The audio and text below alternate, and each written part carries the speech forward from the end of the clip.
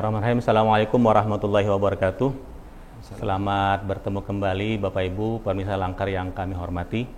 Hari ini adalah episode keempat dan kami kedatangan tamu yang luar biasa, Pak Kapus TTPK Badan Litbang dan Lingkungan Agama. Dan hari ini adalah episode yang keempat yang akan kami perbincangkan berkenaan dengan ASN Kementerian Agama melalui jalur P3K. Selamat datang Pak Kapus di Balai Diklat. Terima kasih.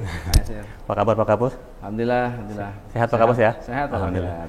Kami senang sekali hari ini Pak Kapus datang dan memberikan waktu untuk sekedar tampil di program Langkar, itu langsung ngobrol dengan pakar Pak. Ya. Jadi ada beberapa yang mau kami diskusikan. Pertama tentang tantangan Pak, tantangan ASN Kemenak dari jalur P3K ini secara internal, mohon eksternal apa gitu kira-kira Pak? Iya, pertama jalur P3K saat ini secara normatively ya sudah mencukupi untuk bisa memenuhi kebutuhan Kementerian Agama. Tapi secara ideal memang untuk P3K ini harus disesuaikan dengan kondisi tantangan yang dialami oleh Kementerian Agama. Justru disinilah secara internal karena kita menghadapi masa-masa di mana Kementerian Agama sedang mengembangkan digitalisasi misalnya. Layanan secara digital itu membutuhkan talent-talent tentu yang memenuhi dan sesuai dengan kebutuhan yang sedang dikembangkan. Nah, ASN Kementerian Agama di dalamnya juga P3K harusnya secara ideal tadi itu ya harus connect dengan kebutuhan yang sedang sekarang dikembangkan oleh Kementerian Agama. Selain digitalisasi di serba semua layanan, apakah terkait dengan layanan pendidikan, nah ini juga ada ASN guru-guru yang jika ini memenuhi tadi sesuai dengan proses yang sedang dikembangkan untuk layanan yang sifatnya perlu improvisasi tinggi ke P3K, ya ini harusnya sesuai. Nah sekali lagi bahwa dari sisi usia misalnya itu ada halangan beberapa karena variasinya cukup tinggi. Nah tantangan internal adalah yang dihadapi ada bagaimana dari dua sisi. Pertama sisi P3K sendiri harus menyesuaikan, mengadaptasikan lingkungan yang berubah. Sisi lain juga Kementerian Agama sesuai karena ada P3K ASN yang dimiliki juga harus menyesuaikan. Berarti ada program-program untuk bisa bagaimana P3K ini juga bisa mengikuti. Jadi ini tantangan yang tidak mudah tentu. Di tantangan internal yang lain, hemat saya juga dari sisi profesionalisasi ASN. Nah P3K ya sama juga seperti ASN yang lainnya, PNS harusnya juga sama dalam proses juga yang sekarang semua hal terkait dengan tugas-tugas sebagai ASN juga berlaku bagi P3K.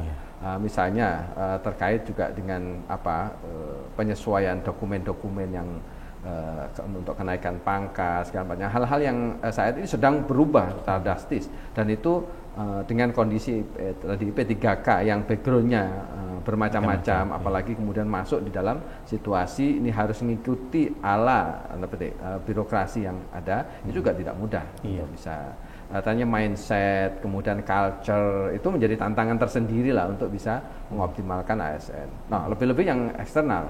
Eksternal ini tantangannya misalnya salah satu yang saya contohkan ya kaitannya dengan moderasi beragama misalnya.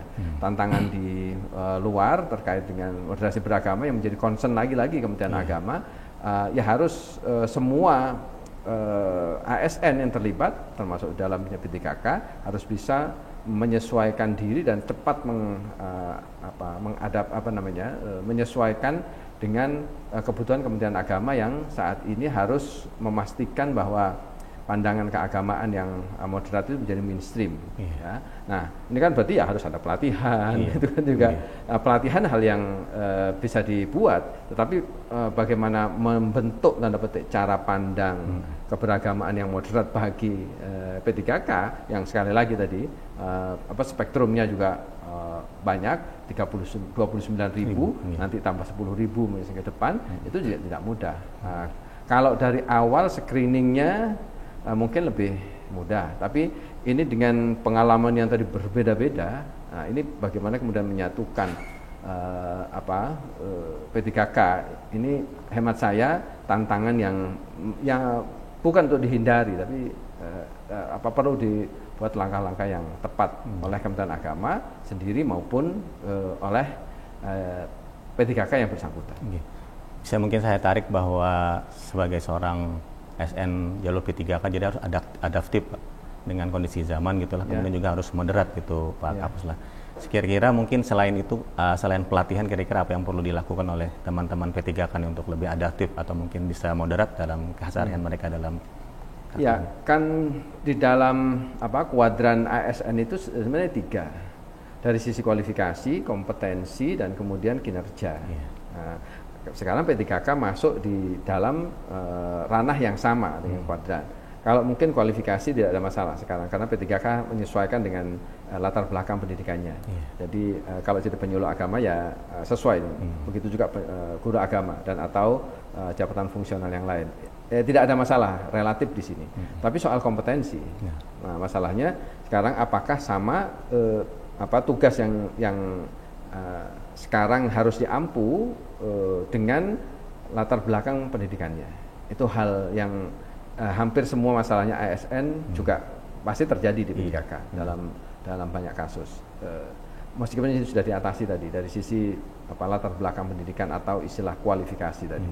Nah, yang berikutnya yang tidak kalah pentingnya adalah bagaimana membangun kinerja. Nah, ya kita sudah punya, kalau dalam Kementerian Agama punya 5 nilai budaya kerja. Kemudian ada berakhlak ya dalam sebagai ASN yang juga harus diinternalisasi sama-sama. Ya yakin bahwa mereka pengalaman ada yang sudah di atas 5 tahun, ada yang bahkan sudah 15 tahun mengabdi di Kementerian Agama, yang kemudian mereka sekarang mungkin secara kinerja itu harus didefinisikan dan harus disesuaikan. Prosesnya hemat saya untuk yang kinerja ini lebih mudah. Pertama, hemat saya dari sisi kebutuhan P3K ini kan sangat tinggi. Kemudian semangat itu masih terjaga.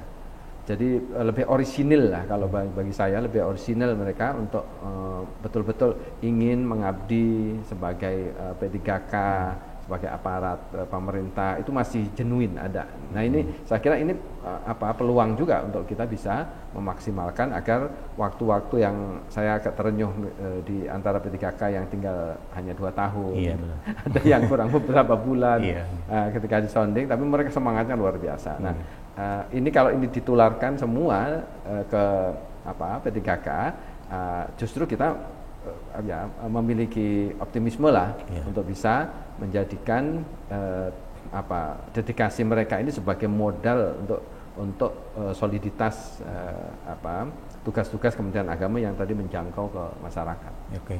Dan salah satu bentuk dari perjuangan mereka itu kan setelah menjadi SN jalur P3K kan mereka ikut orientasi dan mereka juga banyak ikut pelatihan. Salah satunya adalah ikut di MOC Pintar punya Pusdiklat. Bagaimana strategi Pusdiklat Pak Kapus untuk membuat pelatihan-pelatihan yang sekiranya diminati oleh masyarakat secara umum? Pertama diversifikasi, diversifikasi pelatihan yang banyak, yang disesuaikan dengan kebutuhan dari pengguna.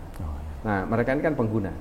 ASN dengan jabatan-jabatan berbeda-beda, jabatan fungsional maupun teknis, itu butuh banyak sekali pengembangan kompetensi bangkomnya. Nah, karena bangkom itu disesuaikan dengan kebutuhan jabatan, bahkan bukan hanya jabatan, yang bagus itu kalau kebutuhan individual sekarang. Karena individual learning kan. Nah, karena tiap orang itu memiliki kebutuhan yang bisa ketemu dengan kelompok, maka 2 pendekatan ini yang sedang kita coba untuk rumuskan. Sekali lagi saya menyampaikan ini sedang kita coba untuk rumuskan karena masih sangat terbatas jumlah mata diklatnya.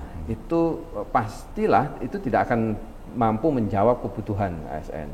Bagaimana mereka ingin menjadi misalnya penyuluh yang handal, yang responsif dengan kebutuhan-kebutuhan yang ada. Nah, itu kompetensi yang harus dikembangkan. Nah, ini harus dijawab dengan pelatihan spesifik. Nah, kebutuhan yang mungkin banyak orang dari penyuluh agama yang butuh, tapi dari secara individual dia bisa memiliki hal yang sama, connect lah dengan apa yang dibutuhkan. Itu tidak mudah. Kalau bahasa yang lebih mudah, kami itu sedang menyiapkan skema untuk marketplace pelatihan yang tidak lagi cukup di kelas tatap muka. Ya sudah, ini ruang maya ini kita gunakan maksimal. Online based learning, online based training ini yang harus kita maksimalkan. Karena nggak bisa jawab lagi kita untuk kebutuhan jumlah ASN, apalagi ini sudah tambah lagi 29 ribu ya. 39.000 tambah lagi nanti 287.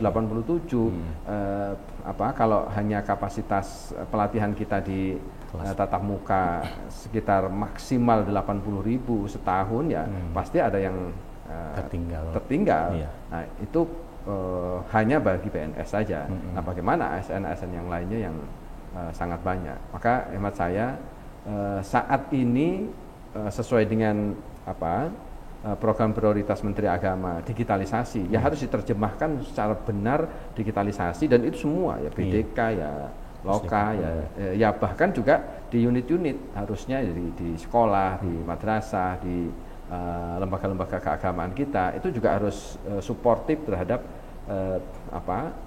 pengembangan kompetensi ini. Dan sekarang eranya pengembangan kompetensi itu juga tidak multi platform, banyak. Bukan satu platform, tapi harus multi platform. Orang cenderung untuk mendapatkan pengembangan kompetensi itu tidak dari sumber yang tunggal, tapi sumber yang bermacam-macam. Artinya sangat terbuka bahwa selain ada di Pusdiklat, ada diklat-diklat lain di tempat lain juga yang mereka potensial untuk bisa mengikuti. Nggak bisa kita juga mengatakan, nanti mentang-mentang kita akan selesaikan semua di Pusdiklat, itu terlalu optimis. Karena pastilah ini akan ada kecenderungan berubah untuk kalau saya misalnya secara individu saya ingin meningkatkan misalnya kapasitas kepemimpinan. Kapasitas kepemimpinan saya tidak ada ini di Pusdiklat, di Kementerian Agama. Ya saya cari ke tempat lain. Saya bisa mengeluarkan sedikit dana sendiri untuk kebutuhan itu ya, karena kebutuhan saya sekarang pengembangan individual. Nah, itu sangat mungkin. Belum lagi pola-pola pengembangan kompetensi sekarang tidak hanya tadi training dalam pelatihan yang terstruktur, tapi di tempat kerja misalnya menggunakan model coaching, data sharing, kemudian mentoring, sambil bekerja mereka berjejaring, dan seterusnya. Itu juga bagian dari pengembangan kompetensi. Tidak hanya pelatihan terstruktur sistematik itu tidak cukup, lagi-lagi nggak cukup.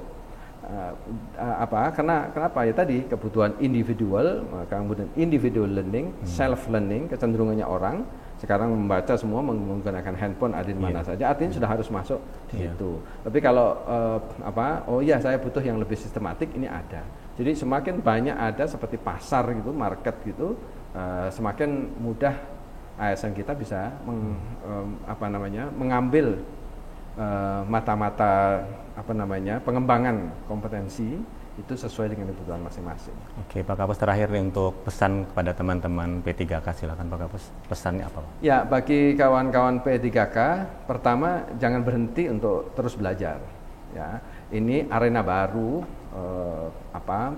pengabdian yang terus dijalankan. Arena baru butuh adaptasi baru, butuh cara-cara kerja yang cepat, ya, adaptif. Nah, salah satu kekuatan yang dimiliki kawan-kawan adalah tadi semangat yang masih kuat dan kemudian dedikasi yang masih tinggi. Ini bisa dioptimalkan dengan melakukan pertama kolaborasi. Kerja tidak bisa sekarang sendiri-sendiri, harus kolaborasi, sinergi. Nah, yang kedua bagaimana lingkungan kerja ini dibangun maksimal. Karena dengan lingkungan yang nyaman, kondusif, justru akan mempertemukan tadi kualifikasi, kompetensi sekaligus kinerja yang baik. Tiga kapasitas ini terbangun, maka lingkungan juga akan terbentuk dengan sendirinya. Jadi saling berpengaruh. Baik, pemirsa Langkar yang kami hormati, demikian tadi ngobrol saya dengan Pak Dr. Haji Mastuki MAG, Kapus TTPK Badan Litbang dan Litbang Agama, dan mudah-mudahan ada manfaatnya terutama untuk teman-teman ASN Kemenak dengan jalur P3K. Demikian, wassalamualaikum warahmatullahi wabarakatuh. Masih banyak. Salam. Terima kasih.